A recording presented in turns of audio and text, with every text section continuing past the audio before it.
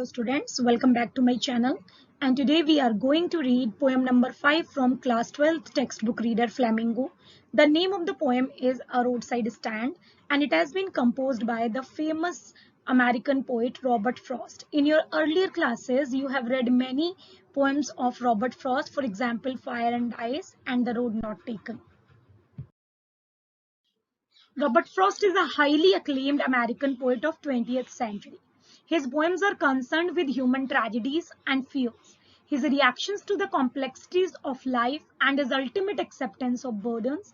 Here, he presents the lives of poor deprived people with pitiless clarity. Robert Frost की poems जो हैं वो एक क्लियर आईना दिखाती हैं गांव की जो डिप्रीव्ड सेक्शन ऑफ सोसाइटी है उनकी दुर्दशा का जो उन लोगों के साथ हो रहा है, और इसमें हम उनका एक सिंपैथेटिक टच भी देख सकते हैं, कितने कंसर्न है वो उन गांव की लोगों की दशा के प्रति और क्या क्या चीजें वो चाहते हैं कि इनकी दशा को सुधारने के लिए किया जा सकता है। ये पोएम एक बड़ी पोएम है जिसमें 6 स्टेंजाज हैं, तो शुरू के 3 स्टेंजाज के वर्ड मीनिंग्स को पहले हम डिस्कस कर लेते हैं। The first word is shade, that means a small shelter. Edge का मतलब होता है किनारा। Traffic vehicles, speed move rapidly, तेजी से जाना। डॉल पीस, एक टुकड़ा। फ्लो ट्रांजैक्शन, लेन देन। विदरिंग, फेड होना, कमजोर पड़ना। फेंट होता है डिस्ट्रॉयड हो जाना या फिर समाप्त हो जाना। Next is out of sorts, that means angry. Marred means destroyed. Quarts means containers, जो वुडन बॉक्सेस होते हैं चौकोर जिनमें सामान रखा जाता है। स्क्वैश, पंपकिन होते हैं, ये वो जनरल चीजें जो किसान अपने खेतों में उगाता है। क्रॉसली का मतलब होता है एंग्री, एंगर के साथ, गुस्से के साथ। पॉलिश्ड का मतलब है वेल्दी और सोफिस्टिकेटेड। नेक्स्ट वर्ड इज किन। किन मीन्स सिबलिंग्स, रिश्तेदार। गैदर्ड का मतलब होता है एकत्रित होना, collected. Good doers, reformers, the people who claim to do good for others. Beneficent का मतलब होता है काइंड, दयालु। बीस्ट्स हैं monsters who maintain their survivals on others. Soothe, make feel calmer, दूसरे को राहत महसूस कराना। और out of wits means confused होना। Let's start the line to line explanation of the poem. The little old house was out with a little new shed in front at the edge of the road where the traffic sped. तो पहले हम देखते हैं कि आखिर ये road side stand होता क्या है।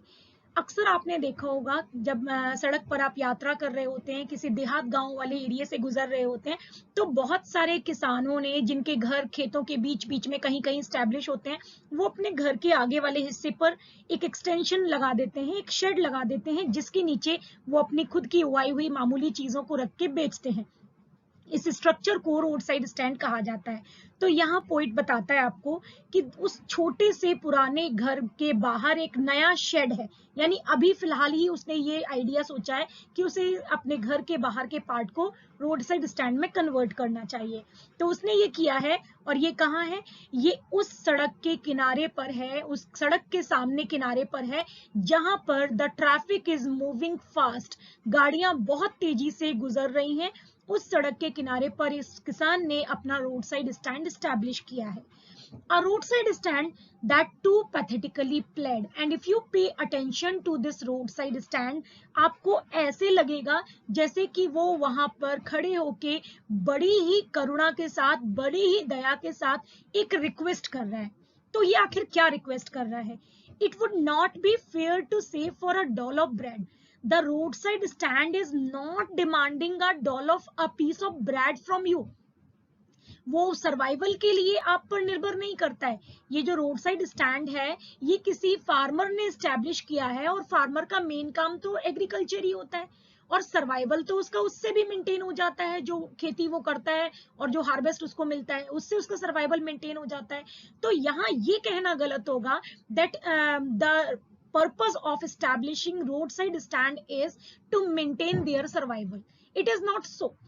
But for some of the money, the cash whose flow supports, ये बल्कि इनको कुछ पैसा चाहिए हाथ में, इनको वो पैसा, ये चाहते हैं कि उस कैश को अपने हाथों में फील करें, whose flow supports the flowers of cities from sinking and withering faint, वो कैश जिसका ट्रांजैक्शन, जिसका लेन देन जरूरी होता है किसी शहर को, किसी जगह की इकोनॉमी को डूबने और बर्बाद होने से बचाने के लिए। तो ये इकोनॉमिक्स में भी आपने पढ़ा होगा कि अगर किसी नेशन की, अगर किसी प्लेस की इकोनॉमी को बचाना है, उसको स्ट्रेंथन करना है, तो the flow of money, the transaction of money is very essential. So here the poet gives an indirect message कि यहाँ की इकोनॉमी डेवलप क्यों नहीं है, ये किसानों की इकोनॉमी इतना डेवलप क्यों नहीं है, क्योंकि खेती करके वो अपना सर्वाइवल तो मेंटेन कर पाते हैं, लेकिन they don't have that cash money whose transaction is essential for their upliftment of the status। उनकी लाइफ की स्थिति में सुधार लाने के लिए जिस पैसे की जरूरत है वो पैसा तो उन्हें कभी मिलता ही नहीं है। We can recapitulate this explanation on the basis of the following points. The poor farmers own small roadside stands selling some ordinary commodities। तो ये गरीब किसान जो हैं, इन्होंने अपने घर के बाहर एक रोड साइड स्टैंड एस्टैब्लिश किया है जिस पर वो बहुत साधारण सी चीजें बेच रहे हैं। They wait for the vehicles whizzing past their houses, ignoring them। वो वहां बैठे रहते हैं और इंतजार करते हैं कि वो सड़क पर जो तेजी से गुजरने वाले व्हीकल्स हैं उनमें से कोई रुकेगा, लेकिन the reality is that nobody pays any attention to them। They make a pathetic appeal from the city people to spend some money at their shops। वो एक पैथेटिक अपील कर रहे हैं उन शहर के लोगों से जो सड़क पर अपने व्हीकल से गुजर रहे हैं कि at least they should come there and spend a little money on their shops. These transactions will be an effort to equalize the progress and development between the cities and the villages। शहर में तो ये transaction बहुत होता है, पैसे का लेन then बहुत होता है, गांव में ये फ्लो होता नहीं है। तो अगर इन दोनों में हमें इक्वालिटी लानी है, if we want to maintain an equality between the economy of the city as well as that of the village, so we will have to ensure the same rate of transaction in the villages as it is there in the cities। They want to feel the city money in their hands for their survival. तो कहीं ना कहीं उनको उस पैसे की जरूरत है, वो पैसा जो शहर में बहता रहता है लेकिन गांव में जिसका नामो निशान भी नहीं होता। वो चाहते हैं कि उन्हें भी वो पैसा मिले जिसे वो अपने लाइफ के स्टैंडर्ड्स को मेंटेन कर पाए। Now the second stranger, the polished traffic passed with a mind ahead। ये जो so called sophisticated लोग, पढ़े लिखे शहर के अमीर लोग जो अपनी गाड़ियों में उस रोड साइड स्टैंड के सामने से गुजरते हैं, उनका जरा भी ध्यान इन रोड साइड स्टैंड्स पे नहीं होता। The farmer is sitting in the road side stand and waiting for the arrival of some people to stand over there। लेकिन वहां पर ऐसा बिल्कुल भी नहीं होता। ये यहाँ से गुजरने वाले लोगों के मन में जरा सा भी ध्यान इन लोगों का नहीं होता। और अगर ऐसा होता भी है, और if ever aside a moment, अगर एक पल के लिए किसी का ध्यान इन पर चला भी जाता है, then out of shots। So these people get out of temper, they lose their temper because at having the landscape marred with the artless paint। कि उस जगह की सीनिक ब्यूटी को, उस जगह के लैंडस्केप को जिसे वो अपनी गाड़ी से गुजरते हुए एंजॉय कर रहे थे, इस छोटे से बेढंगे से स्ट्रक्चर ने उस जगह की खूबसूरती को बर्बाद कर दिया है। तो it becomes a matter of anger and restlessness among the so called city folk। Moreover, of signs that with N turned and S turned wrong। इस गरीब किसान ने लोगों को अट्रैक्ट करने के लिए या केवल इंडिकेशंस देने के लिए वहां नॉर्थ और साउथ के इंडिकेटर्स लगा रखे हैं, डायरेक्शंस के सिग्नल्स लगा रखे हैं, but unknowingly he has put these signals wrong। उसने ये नॉर्थ और साउथ के जो डायरेक्शंस हैं वो गलत तरीके से दिखा रखे हैं। ये इसकी वजह से भी वो जो शहर वाले लोग हैं वो नाराज हो जाते हैं। Offered for the sale wild berries in wooden quarts और crook necked golden squash with silver warts। जरा देखिए ये बेच क्या रहे हैं। एक लकड़ी के चौकोर बॉक्सेस में, वुडन क्वार्ट्स चौकोर बॉक्सेस में इन्होंने जंगली बेरीज को रखा हुआ है बेचने के लिए। They don't have any high quality product जो वो वहां पे बेच रहे हो। वो सिंपल चीजें, वो डोमेस्टिक चीजें, उनके प्रोड्यूस जो उन्होंने उगाए हैं अपने खेतों में, जंगल में, उन्हीं को उन्होंने वहां सेल में रखा हुआ है।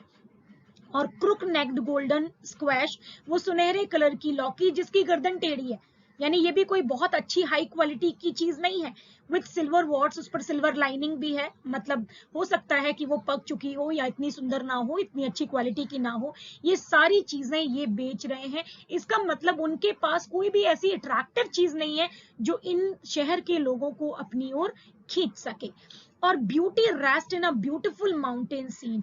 और रिजल्ट ये होता है कि जब इतना इंतजार करने के बाद भी जब कोई सिटी फोक वहां नहीं रुकता, the owner of the roadside stand is not getting desirable results, so even he himself becomes cross। थोड़ा वो भी नाराज हो जाता है और कहता है if you have some reasons to be angry with me, आप मुझसे शिकायत कर रहे हो कि मैंने इस ब्यूटी को खराब कर दिया है, माउंटेन लैंडस्केप को खराब कर दिया है, तो तुमने भी तो कुछ अच्छा नहीं किया।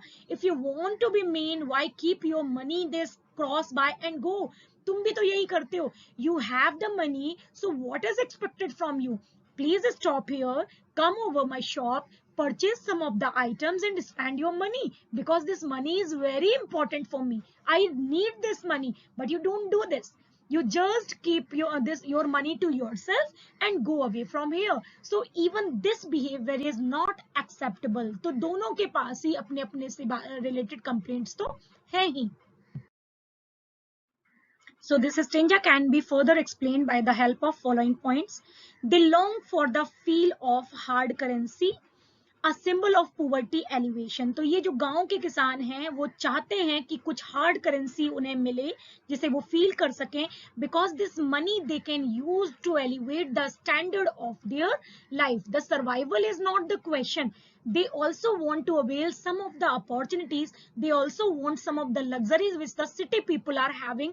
तो इन्हें वो तभी पा सकते हैं जब उनके पास कोई पैसा होगा। they want cars to stop and buy something from the shack। ये किसान चाहते हैं कि कारें जो सड़क से गुजर रही हैं वो कुछ देर के लिए वहां रुकें और उनके शैक से कुछ सामान खरीदें। ये सामान क्या होगा? वही जो उन्होंने खुद उगाया है, फ्रूट्स हैं, वेजिटेबल्स हैं। The public is reproachful of the blot on the landscape. लेकिन पब्लिक की अपनी ही कंप्लेंट है। वो कहते हैं कि उन्होंने इस लैंडस्केप की ब्यूटी को खराब कर दिया है, यहाँ अपना ये बेढंगा सा बदसूरत सा रोड साइड स्टैंड बना के। देयर शेड सीम्स टू मार the beauty of the landscape. यहाँ की लैंडस्केप की ब्यूटी को इन्होंने बिल्कुल खत्म कर दिया है। People stop to ask the directions, though some people stop there।